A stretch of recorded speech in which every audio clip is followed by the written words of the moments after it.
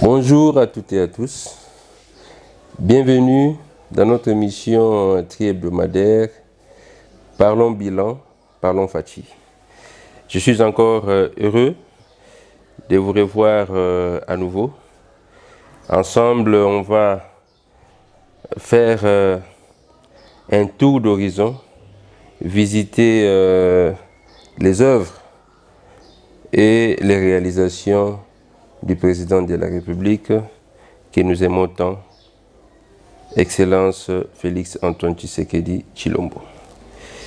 Et dans notre numéro précédent, nous vous avions parlé d'une manière un peu superficielle ou en partie des réalisations du chef de l'État dans la ville de Kinshasa. Parce que je vous avais dit qu'il y a plusieurs réalisations dans plusieurs domaines. Mais pour mieux élucider les actions du chef de l'État, nous allons aller secteur par secteur. Et ici, on a commencé avec les infrastructures et lesquelles qui ne concernent que pour l'instant la ville de Kinshasa. Et il ne faudrait pas oublier que les réalisations sont nombreuses dans toutes les provinces. Vous n'allez pas aller dans une province où vous ne trouverez pas une réalisation ou des chantiers en train d'être en action. Alors, pour aujourd'hui, nous allons encore parler des infrastructures de la ville de Kinshasa. Donc, on a 2 points à traiter aujourd'hui et on va également parler de la politique stratégique du président de la République, Fachi Beton.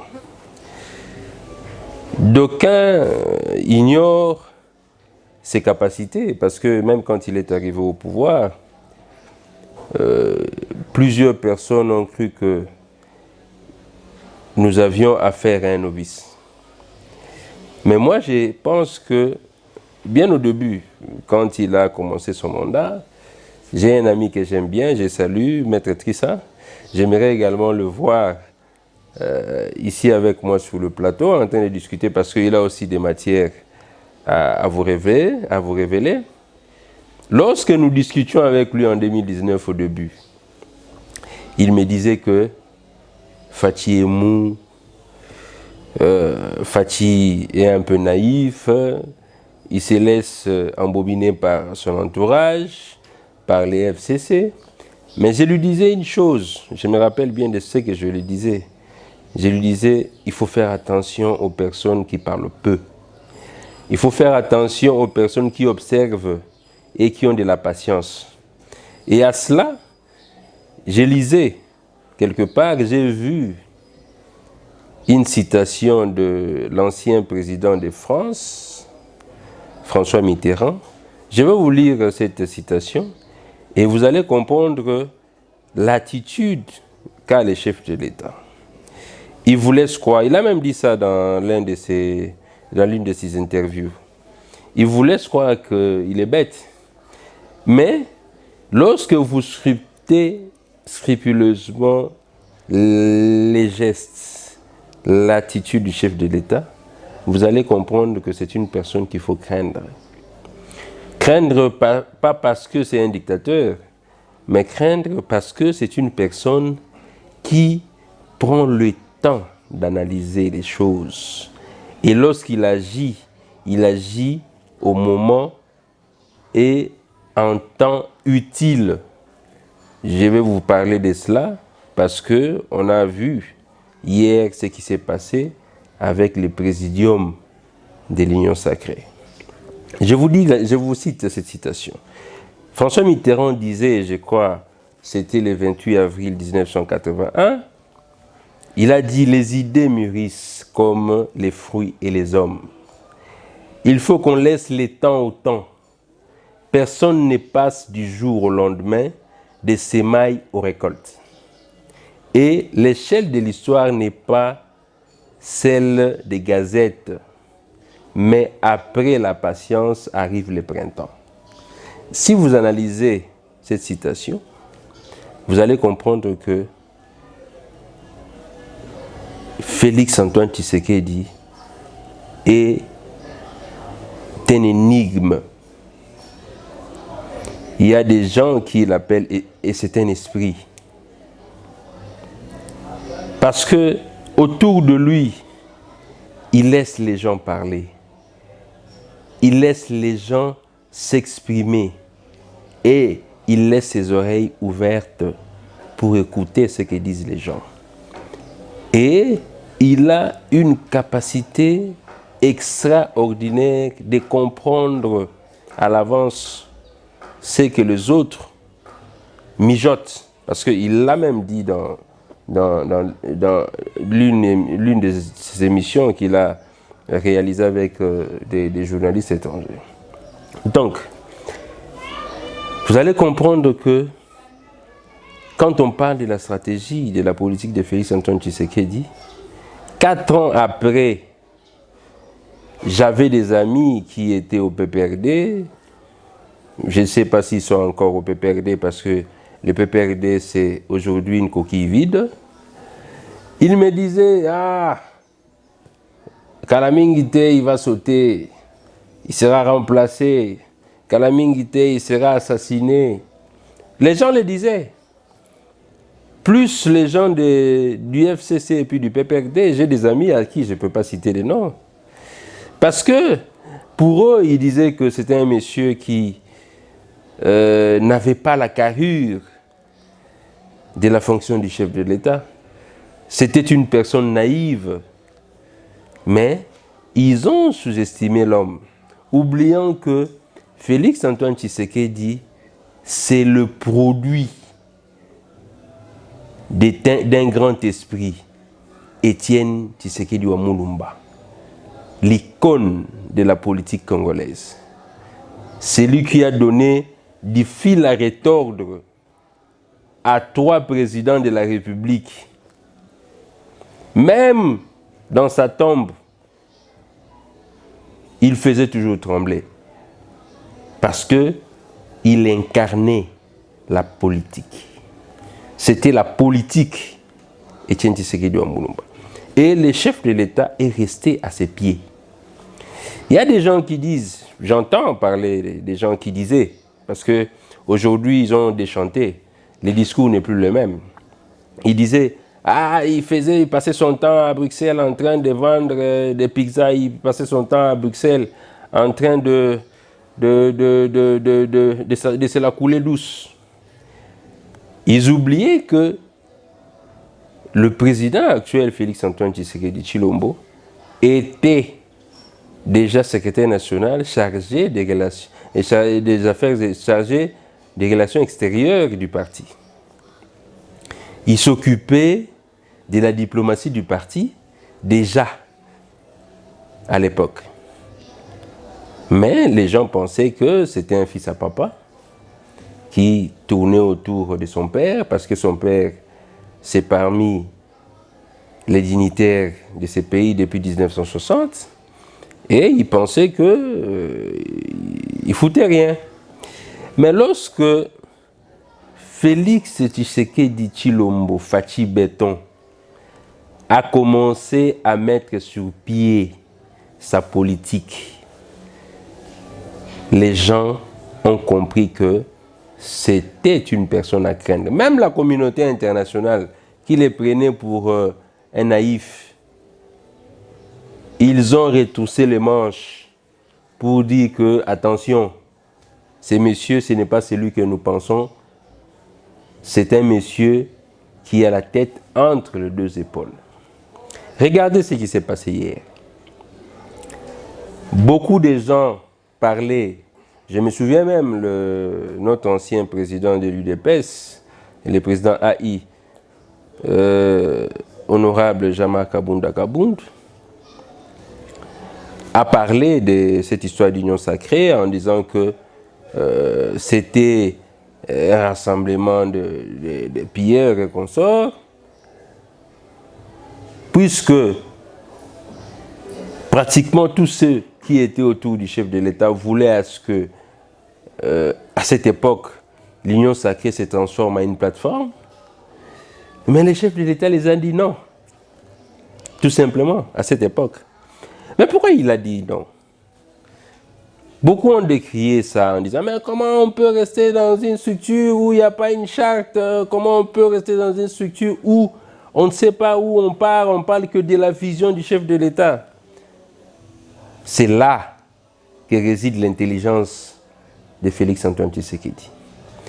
Pendant que les gens s'agitaient pour que l'Union sacrée soit une plateforme, parce que d'aucuns estimaient que lorsque ce sera une plateforme, ce sera un refuge pour tous les badauds qui sont en train de jouer avec les deniers publics.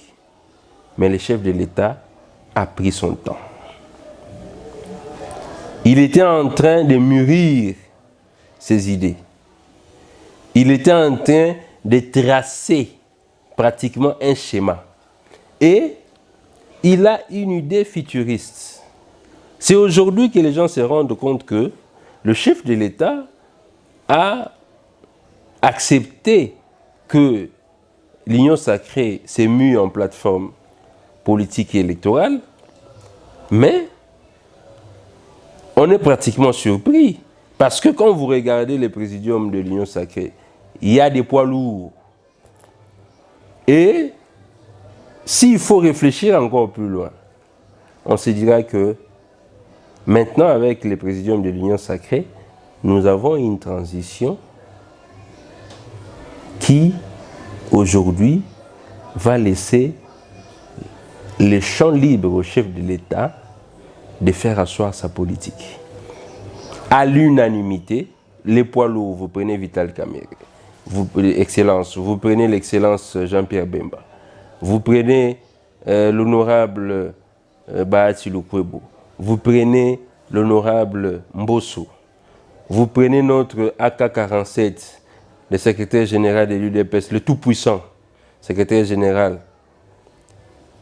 Ils se sont constitués à un présidium.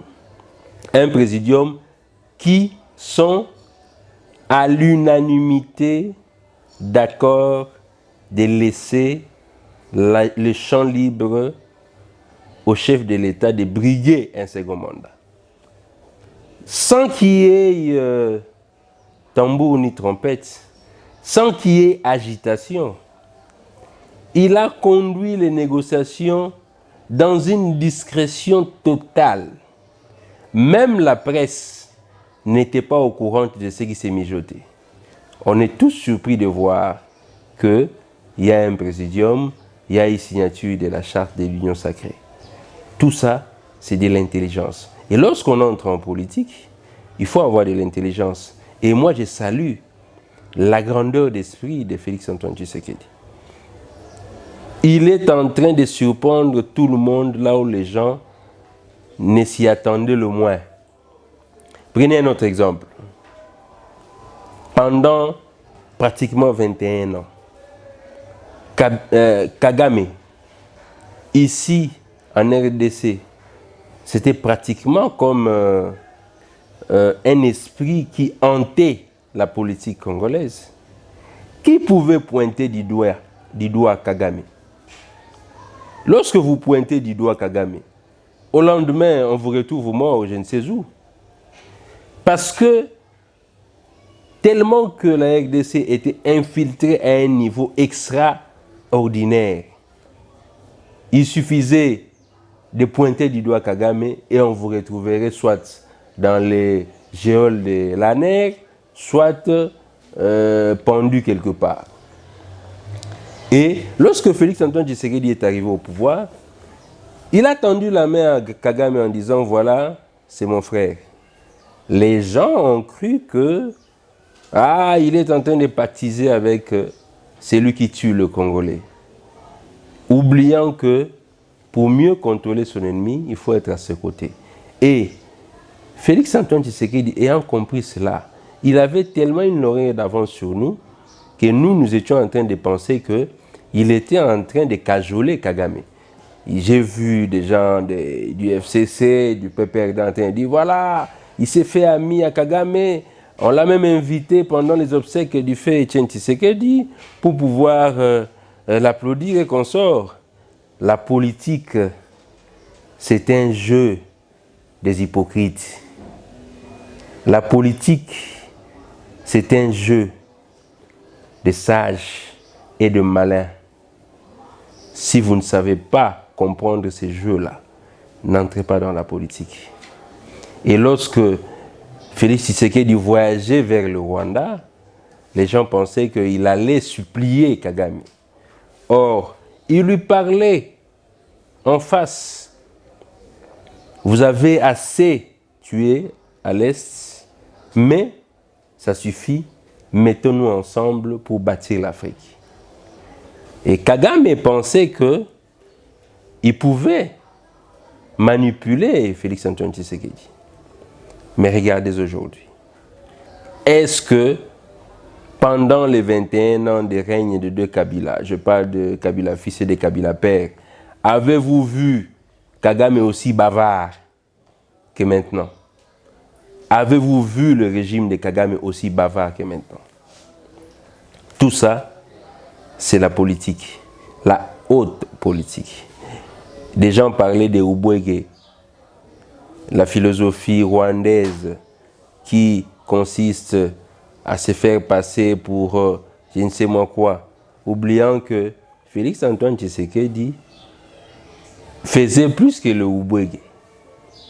Aujourd'hui, regardez, il y a les M23 qui se retirent parce qu'ils estimaient qu'ils allaient récupérer Goma. Et en récupérant Goma, ils allaient mettre du feu sur la tête de Félix Antoine Tshisekedi pour l'obliger à négocier. Et lorsqu'on négocie en étant en position de faiblesse, comme l'a fait le président Kabila en 2013, il a cédé certaines fonctions régaliennes juste pour avoir ces semblants de paix qu'on a eu avec les M23. Mais c'était dangereux, c'était suicidaire.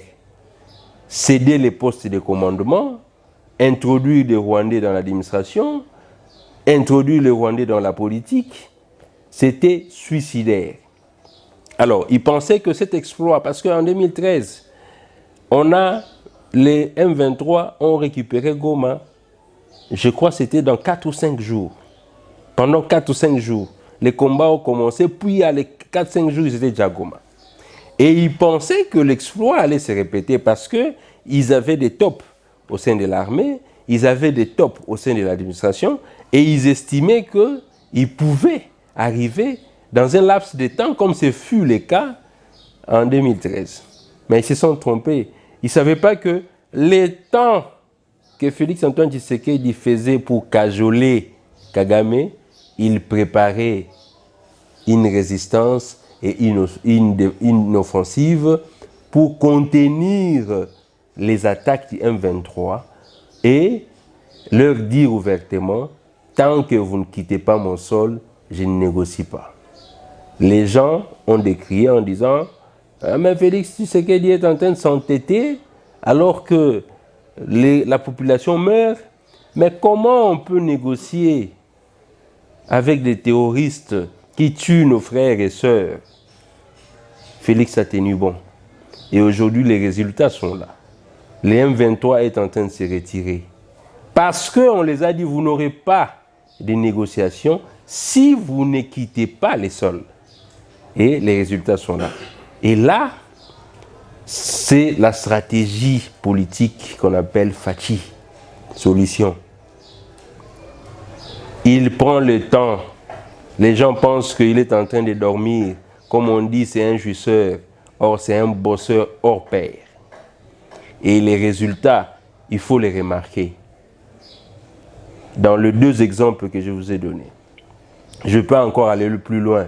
La composition actuelle avec le gouvernement. Qui pouvait imaginer Vital Kamerhe être vice-premier ministre? Parce qu'il n'est juré que par la fonction du Premier ministre, comme c'était convenu dans l'accord de Nairobi. Même les gens de l'UNC ne pouvaient pas s'imaginer que leur chef accepterait le poste de vice-premier ministre. Qui pouvait imaginer Jean-Pierre Bemba, qui avait des ambitions présidentielles, se retrouver ministre de la Défense du gouvernement Sama Lukonde, sous les ordres de Sama Lukonde et présidé par le chef de l'État Félix-Antoine Tshisekedi. Tout ça, c'est de la politique. C'est de la haute politique. Savoir convaincre son partenaire, son adversaire, à se lier ou à s'allier derrière vous. Donc, Félix Tshisekedi, aujourd'hui, pour nous qui comprenons les choses, nous disons que c'est un don de Dieu. C'est un don de Dieu. Dieu nous a amené ces messieurs pour mettre ce pays sur le rail. Et nous espérons, nous croyons en lui, nous savons que ce pays va développer. Ne voyez pas les problèmes qui se posent actuellement avec l'économie. C'est une question de temps. Le Congo n'est pas maître de son économie. Il faut comprendre. Nous, les Congolais, on ne produit pas.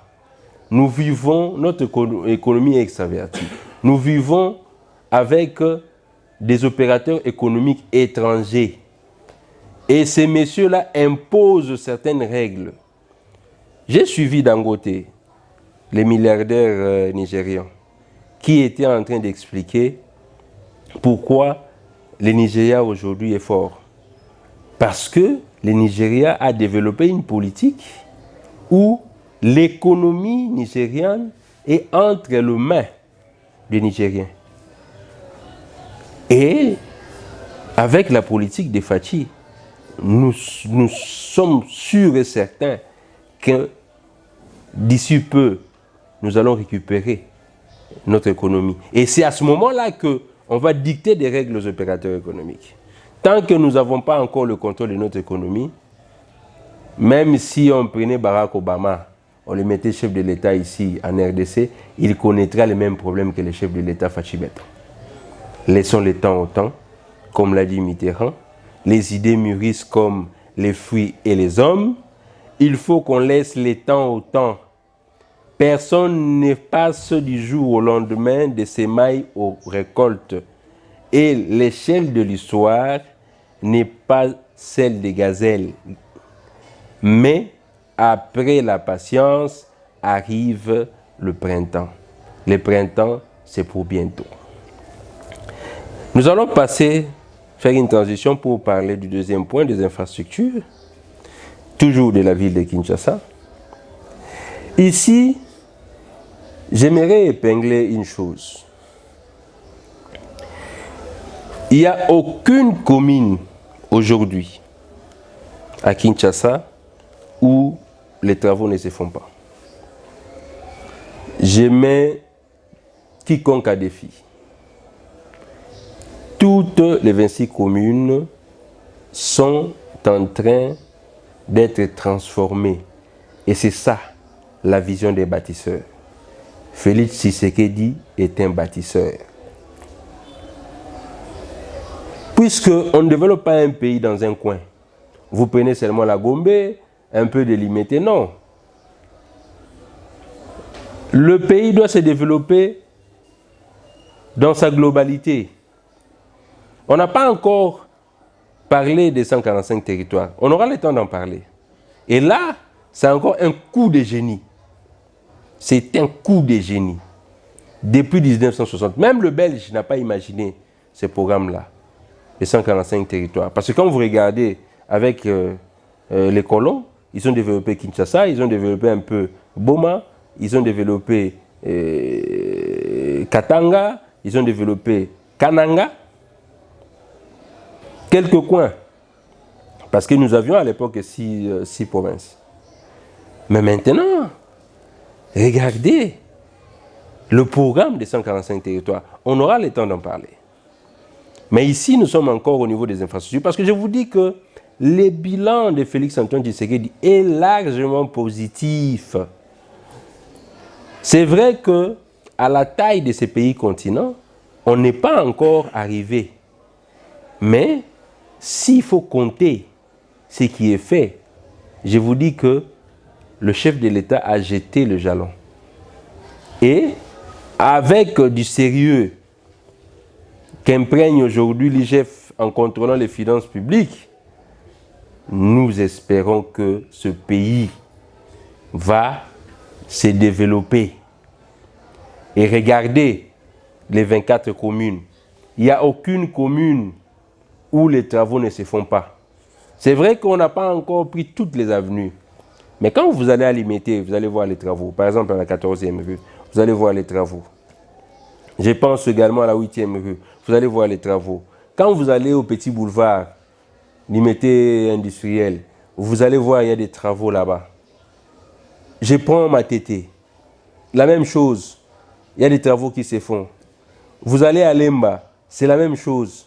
Vous partez à Ndjili, c'est la même chose. La route qui va vers Ndjili Brasserie, les travaux se font. Vous allez à Massina, la même chose, l'avenue Kulumba. On est en train de travailler. À Kisangani, à Kingasani, pardon, c'est la même chose. Quand vous allez à Kimbanteke, l'avenue qui va vers Dokolo, les travaux se font également. Donc, les travaux se font maintenant dans toutes les communes. Et je donne raison à l'Office des voiries et drainage, l'OVD, lorsqu'il a lancé son projet Zéro Trou. On a dit que Zéro Trou, ouais. Mais aujourd'hui, visitez la capitale. Dites-moi, il y a combien de nids de poules? Avec toute sincérité, il y en avait combien? Aujourd'hui, on a combien de nids de poules? Aujourd'hui, au moins 90% des nids de poules ont disparu. Il ne nous reste que quelques avenues où il y a des inciviques qui déversent les eaux usées sur la chaussée. J'en ai parlé dans le numéro précédent. Donc, je vous dis que le pays est sur la bonne voie. Félix Antoine Tshisekedi imprègne une vision qui, après 15 ou 20 ans, on se dira, on a connu un président bâtisseur et ce sera l'envol de ce pays. Tenons bon, l'avenir meilleur de ce pays est pour bientôt. Je vous remercie pour le peu de temps qu'on a partagé ensemble. On se retrouve au prochain numéro.